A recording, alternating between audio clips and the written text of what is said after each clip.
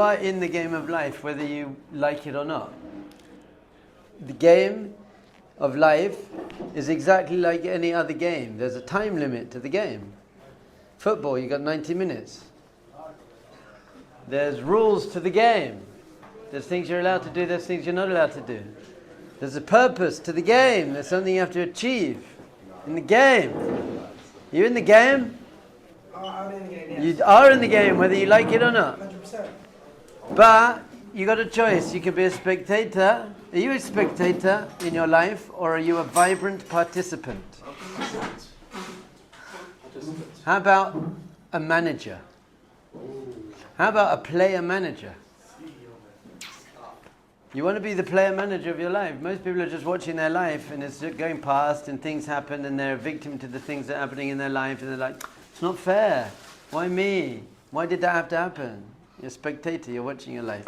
And by the way, your life's not great. It's a tragedy. You're losing big time. So stop being a spectator in your life and start being a vibrant participant in your life. Start being the manager. Now, how do you play the game of life? Very, very simple. The game of life works on two levels. The actual essential level of the game of life is revealing your spiritual essence in this world through your thought, speech, and action. Shalom. Are you winning the game of your life, do you think? Are you going to hold the trophy up and be like, I won the game of my life? You think so? Okay, fantastic. Because we said before, my 100-year-old grandfather said to me that he thinks 95% of 90-year-olds regret their lives. They're like, maybe I didn't lose, but I just barely, I hang on for the draw. I just hung on, I pulled out a dirty draw. Very few people end their life feeling like I won the trophy. I got the gold medal in my own life. So you can't be like that. So there are two levels of your life. Number one level is spiritual, which means you are revealing your spiritual essence in the world. That's your soul. Your soul is perfect and pure, full of love and joy. And the second level, which is completely in line with the first level, is refining your ego. Now, in general, your ego, when it's unrefined, is full of jealousy, doubt, fear, anxiety, low self-esteem, hatred. Your ego makes you do things that you know you shouldn't do. In fact, have you ever said this? I really shouldn't do this. And then you did it straight away? Yeah, all the time. I shouldn't eat this, I shouldn't watch this, I shouldn't say this, I shouldn't... And then you did. I shouldn't smoke this. Well, you probably actually never said I shouldn't smoke this. You're like, I should smoke this. But you were wrong. You shouldn't. You shouldn't. Even that, you shouldn't smoke. So you're doing things a lot that you know you shouldn't do. That means you're losing. You're not a loser. Well, if you keep losing, you become a loser. But you've got the potential to be a winner. I want you to be a winner in your life. And a winner, we said the very bottom lowest level is someone who roasts someone else. Just puts them down, critical, negative, even in a playful banter way. Like, this is a very, very unrefined use of speech. And it means you're a very unrefined human being, because someone who's a happy, kind, healthy person with self-worth doesn't put people down, even jokingly banter. I don't go up to Rabbi Eid and be like, yo, Eid, your beard is so... I'm just like, I love you, man. And I love you, and I love you. I love you. I love people. Now, why do we love people? Because intrinsically, you love people. Your soul is in love. Your soul is full of love. Your soul loves the world. Your ego is full of hatred and jealousy because it's the world against me and other people against me. Your soul is, the world's not against me. Other people aren't against me. We're on the same team here. You've got to play in the same team. Very, very important. So Jewish wisdom teaches that there are two levels of your purpose in life. One is called self-actualization. Actualize yourself, which means on these two levels, firstly, become the greatest person you can become. That means refine your character traits and positively impact the world around you. That's it. On a second level of that, that means be living the most spiritually conscious life you can possibly live. And we said that unlike Eastern traditions, spiritually conscious doesn't mean detached from the world in a cave and a temple. Spiritually conscious means I'm married and I'm paying the rent and I'm taking my kids to school and I'm hosting guests and I'm impacting the world, but I'm doing it with a spiritual consciousness. I'm bringing spirituality into the physical world at a very high level. So the first level of your purpose of life is self-actualization on those two levels, ego and spiritual. But the actual purpose of life isn't self-actualization. Would you like to know the actual purpose of life? Self-transcendence. Self-transcendence, getting beyond yourself. Now most of you are thinking about yourself all day, 99% of the time. What do I need? What do I want? What do people think of me? What do I think of other people? How am I going to get that girl? How am I going to get that job? How am I going to get that buddy? How am I going to get that car? Is my team going to win? And am I going to beat my high score, Candy Crush, Fortnite? Who's going to be paying for the weed? Do I have to pay for the weed again? Was it always me? I'm paying for the weed. But well, you said transcendence, Rabbi, so I transcended myself and I paid for the weed for everyone else. So what are you talking about? Don't judge me. I bought the round. It's always my round because I care about other people. I know. So this is what we're trying to do. We're learning a book called Orchos Tzaddikim. It means the ways of the righteous. And we said a righteous person is enlightened. And what does that mean? That they've perfected to the extent that one can perfect themselves. In this world you can never be perfect, but you can definitely be moving strongly in that direction. They've perfected their thought, speech and action. Thought, speech, action. I'm thinking in a healthy, conscious, kind, motivated, peaceful, passionate way. I am speaking words of kindness and motivation and consciousness and joy and upliftment and empowerment. And I am doing the things that live in line with that. So I'm not watching and eating, playing with, smoking things that I know don't help me. I have something called self-control.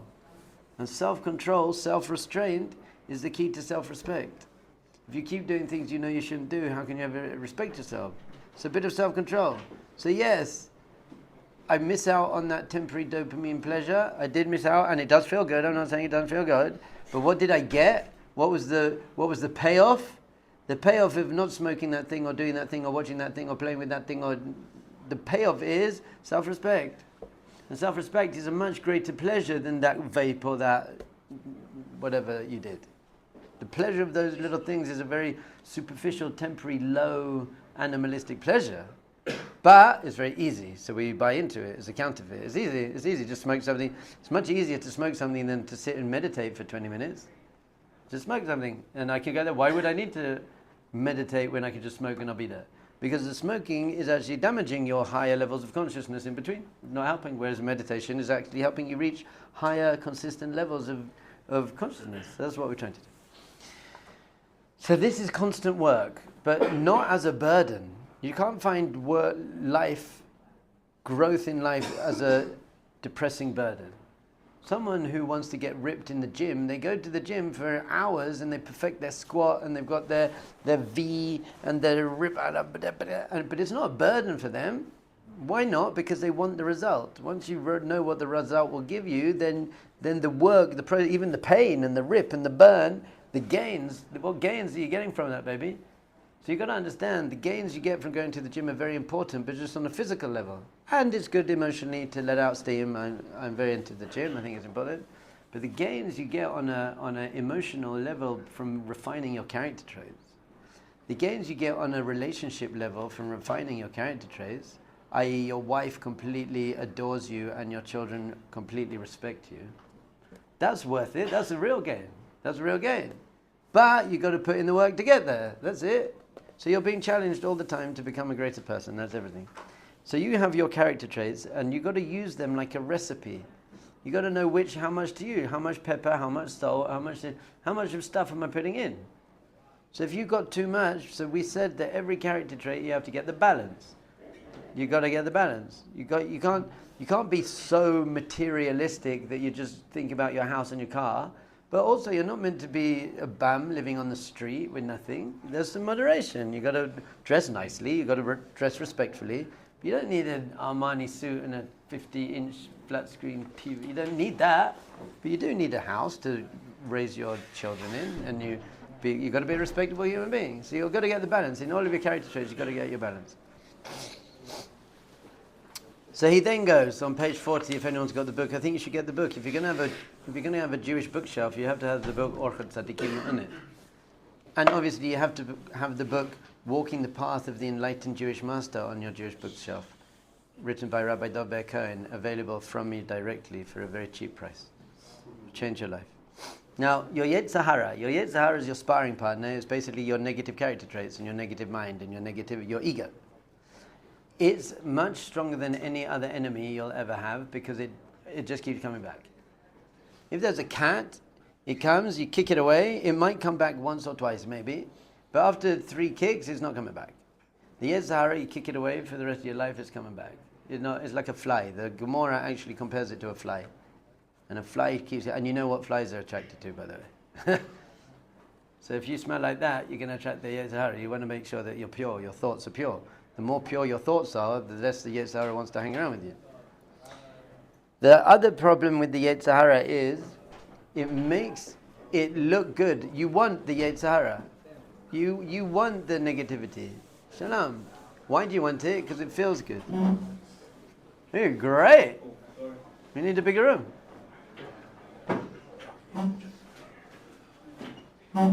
I got a question. You guys are between the ages of 18 and 25-ish. You're sitting in a yeshiva in Jerusalem, listening to someone coaching you on creating a good life through your character traits and spirituality. What percentage of 18 to 25-year-old Americans or Australian or English, wherever you're from, are doing that? Very few. They're all bling, they're going to their jobs and they're just chasing some kind of material external success. And they're not the particularly happiest, greatest, amazing people in the world.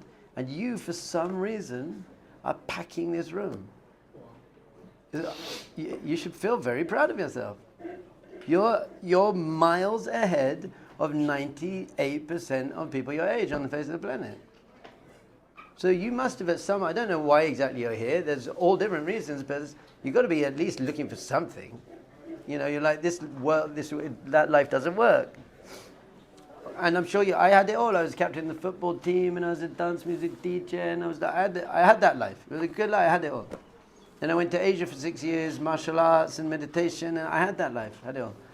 And then I'm like, then there's still something. Where am I going to find that something? Passing through Israel just for 3 weeks, I was like, I'm going to canoe down the Amazon, and I started learning Torah, and I saw, oh my goodness, this is the most deep, profound, refined, spiritual. It's a divine guidebook to how to perfect yourself on every level of your being: physical, emotional, mental, spiritual, character traits, relationships, every area of your being. Because the Creator who created you said, well, look, I'm going to show you how to use it. If someone makes an iPad, then they write the instruction manual for the iPad. Then you can get the most out of the iPad. So whoever created the universe wrote an instruction manual. This is how you're going to get the most out of your soul. What's your soul even doing in this world? And you're here. I just want to put that out there. I have immense respect for anyone who's in this room at the moment. Fine. So we're now talking about individual character traits, and we said the worst character trait, the single worst character trait, which really is the source of every other bad character trait, is called gaiva, which is ego, arrogance, unhealthy pride. I getting my sense of self based on what I have, what I look like, what I do, what other people think about me. I'm getting my sense of self from external, superficial things, and I'm using that to put other people down. I'm better than you. I don't take responsibility for my mistakes. It destroys everything. And do you know what gaiva causes? Gaiva causes jealousy. Because if you're all arrogant, then you don't like people who are better looking than you and better at basketball than you and have more money than you. So you start getting jealous, and then you can start hating people, and then you get angry. Arrogant people get angry very easily. Very easy to make an arrogant person very angry.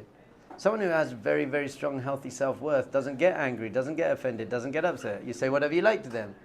They're just like, see the brokenness in that other person, and they're like, try and have compassion and love them back. It causes physical craving and lust and greed and desire. Arrogance does, because an arrogant person, I want more now. So I want a better car, I want more bling, I want a Rolex, I want this, I want all my stuff. I want it. So then you become greedy and lustful. And lustful, we said, is all about taking. Basically, arrogance is destroying your life. Destroying your life. So we want to get away from it as much as we possibly can. So there are many ways to do this. How do you actually work on your ego? How do you work on these things? So the first Jewish mindfulness method, it's a type of active Jewish meditation. It's called hitboninut, hisbaininus, or hitboninut, which means to contemplate. To contemplate. Take a moment to sit and think about it. Are you thinking about your life? How many people get to 90 years old and look back and say, I really thought about my life, and then I implemented what I came to? Very, very few people. People are doing degrees they don't want and they're never going to use, and they're going to then do jobs to pay off their college debt for a degree they're never going to use. That's not clever.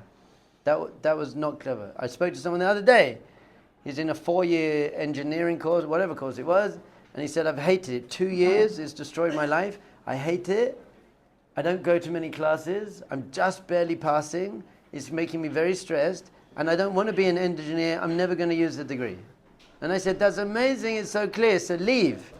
Leave. Go and do something else. He said, I can't leave now, because if I leave, I will have just wasted those 2 years. So I'm going to finish the 4 years. And then you would have waited 4 years, you idiot. You've already wasted 2 years, so you think wasting another 2 years will fix the waiting? You just waited 4 years. I think he's in Thailand now. I hope he's in Thailand now. So you got to think. You got to think, am I doing the things I need to do to get where I want to go? Is being on my phone last thing at night and first thing in the morning making me a happier, kinder, nicer, healthier, more empowered person? If it's not, don't do it anymore. Just think. So the first thing, start thinking. Arrogance and ego. Firstly, we've done half of the contemplation for you. Understand that it's destroying your life. Now, it's not your fault, by the way, because you've been struggling to build a sense of self since you were born. So it's not your fault. You've been struggling to build a sense of self. And where I grew up, in England, your sense of self was based almost 100% on football, soccer, football. If you're in the football team, you made it. If you're not, that's it. It was all about football. So now, thank God I was very, very good at football. Played against Frank Lampard twice. Anyone who knows, knows. Thanks. So, you've been struggling just to feel good about yourself your whole life, but the way your society makes you feel good about yourself is your body and your clothes and how many women you've been with and all that. So you're chasing all of those things. So it just doesn't work in the end. Even if you get all those things, it doesn't work because you're still needy. I need people to recognize me, and I need more women, and I need more money, and I need more stuff. I need more followers, and I need more likes, and I need more and more. Not a healthy thing. So the first thing is just to contemplate. Having a big ego, terrible, terrible, destroying life. Second thing to contemplate is, do you actually deserve to be arrogant? Do you deserve to be arrogant? Are you that great? So about 2 years ago, I knew this guy well, so I could do it. I'm actually quite nice, when I want to be. Came to me, one of the kids, new to foundations, some like frat boy, and he was like, Rabbi, I'm struggling with my ego. And I looked at him and I said, that's so strange, because you're probably the last person in the world who deserves to have a big ego. I said, no, really, what's so good about you? How many people have you helped in your life? Are you kind? Do people find you very... Or when you walk into the room, do people get defensive because they know you're going to roast them? So if that's it, you shouldn't have a big ego. You should have a big ego if you've set up an orphanage and you're the person that everyone goes to for help. But if you did that, you wouldn't have a big ego. Well, why else do you feel so? Why do you have a big ego? Because you're ripped? Well done. You just spent 10 hours in the gym every day? Why? So that you can now manipulate women and break their heart and make them feel awful because they fell in love with you. Why do you feel good about yourself? And it's like, I don't know. It's like, thank you. killed himself. No, it's fine. That's fine. He's now the Rosh Yeshiva of the Mir Yeshiva, 15 children. Not true either. Neither of them are true. But he woke up. He was like, do you know why you should have a big ego? Do you know why you should feel good about yourself? Because you have very, very, very refined character traits. Because you're a very sweet, loving, kind person. Because people want to come to you and help you. Because you're being conscious in your thought, speech, and action. Because you're making the world a better place. Because you're living with purpose and goals, and you're living up to your values. Because you've learned some wisdom, and you've learned Torah, and you're doing mitzvahs with intention. If you have all of those, then you should feel good about yourself. But someone who's doing that they say, okay, but there's someone who's, my Rosh Yeshiva is much greater than me. And you know what? You think then he should not be humble, but he's the most humble person. Because the greater you become, the more humble you become. How does that work? We'll talk about it in the gate of humility. But the higher you go in spirituality, the more you realize how awesome spirituality is. From the bottom of the mountain, you just see the top of the mountain. So you think, oh, I can get to the top of the mountain, but from the top of the mountain, you see the whole of the Himalayas stretching out in front of you, and you're like, whoa, I'm just starting my journey here. So you go, hit baninut. Am I really that great? Should you feel good about yourself? Should you have strong self-worth? 100%. I'm not saying that you should ever feel bad about yourself. I'm so bad, what's wrong with that? That's also not healthy. There's something called arrogance, and there's something called low self-esteem. Neither of them are healthy. There's something called, I have very, very strong self-worth. I feel very good about myself because I'm living up to my value, but I'm not arrogant because I have so far to go. Another big contemplation, hitpaninut, is whenever you look down on anyone else ever, you have to say to yourself, well, I have no idea where they came from and what challenges they have. I don't know. Maybe they had an abusive childhood. Maybe if they had my opportunities in life, and my talents and my skills, then they'd be doing much better than me. And maybe if I had their childhood and their talents and their skills and their Yetzirah and their then I'd be doing much worse than them. I don't know. So you can never judge yourself. You can never judge anyone ever. You just can't do it because you have no idea. So if someone gets dropped off halfway up a mountain, and someone gets dropped off at the bottom of the mountain, and the person halfway up the mountain climbs 100 steps, and the person at the bottom of the mountain counts 300 steps, who's higher? Well, he looks higher, but he's 3 times higher. Because you're only ever judged on how far you came from where you started with your resources. So you just don't know. Forget other people. Don't look at other people. Someone with self-worth doesn't actually look at other people. Doesn't need to. It's not my thing. Someone with self-worth looks at other people to see if he can help them. I want to help them, but I'm not getting my sense of self based on I'm better than other people or I'm worse than other people.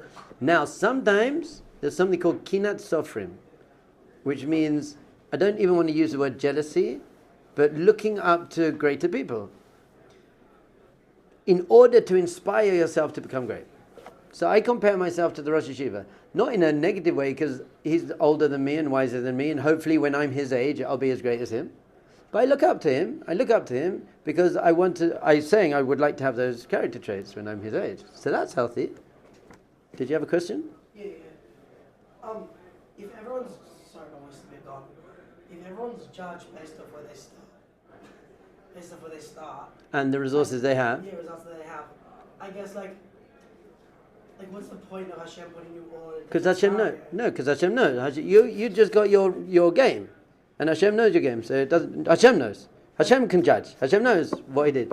So maybe you see someone who's looks like a terrible person, but actually they're doing really well. They'll do better. They've done better than you. You just don't know. You might be keeping Shabbat and putting on tefillin every day, and this guy is breaking Shabbat, but just trying. He said, you know what? On Shabbat, I'm just not going to go on Instagram or TikTok. But I'm going to do everything else. I'm going to smoke. I'm going to drive. I'm going to watch TV. I'm going to do everything. I'm just not going to go on Instagram and TikTok. And then you are keeping Shabbat perfectly. Maybe he's done better than you. Maybe for him it was much harder to not be on Instagram and TikTok than it was for you to be wearing your black hat. And you just don't know. So forget it. It doesn't matter. Just play your game. Focus on your game. I'm playing my game. This is my game. I'm playing my game. Just play your game.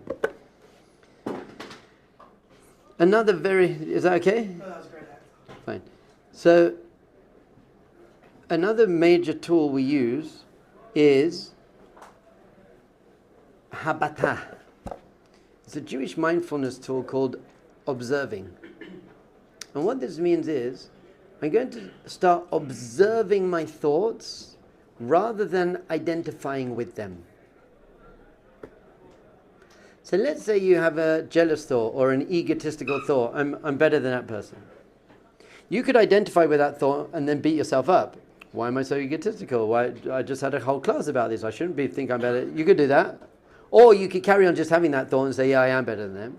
Or you could just say, oh wow, that was an egotistical thought. That's interesting. I don't buy into that thought though. That's my ego. But my soul, I'm a soul. Souls don't have egotistical thoughts. Souls love everyone. Souls don't judge people. So every time you have a negative thought, this is my most famous story. Anyone who's ever heard me speak has heard me tell this story, but it says everything. My daughter, when she's 4 years old, she said to me, Abba, my Yetzer Hara, my negative mind, my Yetzer Hara told me not to share my toys with Binyamin. That's her younger brother. But I didn't listen to it, and I shared them anyway. That's unbelievable. 4-year-old. I've been brainwashing her since she was born, this kid. 4 years old, she identified the ego voice, but she didn't identify with it. She just said, whoa, I don't believe that. I'm just not buying into that. So another way to overcome any bad character trait, jealousy, just say, oh, that's a jealous thought. That's the little kid in my head who's jealous. So it's a little hard, I think, to understand. So like the mountain analogy, right? So like the one guy is actually like higher. Physically higher, right, but not so, spiritually higher. Right, and so like, is it like not really the end goal? Like oh, like I do like more than him, but like it's like the path of getting there. You want to get to the top of the mountain? Does the path ever like end? Or is No. it like just constant? There's no end of the path because it's infinite. God is infinite. Your soul is touching on infinite. So exactly, this is a great analogy. Let's say we're in a 10-kilometer race. You're at 9 kilometers, I'm at 1 kilometer. You can look back at me and smile. But if we're in a 100 billion kilometer race, and you're at 9 kilometers and I'm at 1 kilometer, you can't really look back at me and laugh. Because it's like we're both very, very far away. But it shouldn't make you give up. When I first heard an idea like this, because I was into Buddhism, I thought there's enlightenment, you arrive, and I was like, what? You never arrive? That's annoying. And we say, no, you do arrive. You arrive at the potential that you could have arrived at. But that's never going to be perfection. You'll never be perfect. It's impossible to be perfect while you're still in a body. But you can be as perfect as you can be while you're in a body. Your soul is already perfect. You are actually intrinsically already perfect. So you're actually just trying to reveal your inner perfection. But that in this lifetime takes long. But don't worry, you're very far. You've got a bit of work to do. Hopefully maybe by next week you will have perfected yourself, but you don't need to worry until now. Okay, so that's it. Be aware of your ego, hit baninut. Start contemplating your life in general. Am I being the person I want to be, to have the life I want to have? Very, very careful of your ego and a few methods. Never compare yourself to other people because you don't know where they started, what they came with. Ask yourself, truly, do I deserve to feel that good about myself because I'm really, really good at basketball and skinning up a joint? You know, I should feel good. You're like, well, yeah, actually, I don't. I'm the man. Anyone wants a joint, they ask me. I'm the man. I'm the roller. Okay, Mazel Tov. Is that so great? Is that what you were born for? That's what you created for? Oh, it's a talent, Rabbi. It's creative. I'm using my creative talent. Okay, you could probably use them for better things. Understand? And the last one is just watch those thoughts and disidentify and say, that's not me. I just don't buy into the egotistical thoughts. I buy into the loving, godly, sweet, kind, non-judgmental thoughts. And the more you do that, the more you let go of ego and the more you tap into soul. And then the more you do that, the better your life becomes, the better your relationships become, the more happy you will be on a consistent level, the more meaningful your life will be, the more health you'll have, the more self-respect you'll have. You'll have everything you want. Happiness, self-respect, good relationships, fulfillment and health. Everything. Just by letting go of your ego, tapping into your soul. Easier said than done, but you've got nothing better to do, so you might as well do that. That's the game. Play the game. Shabbos.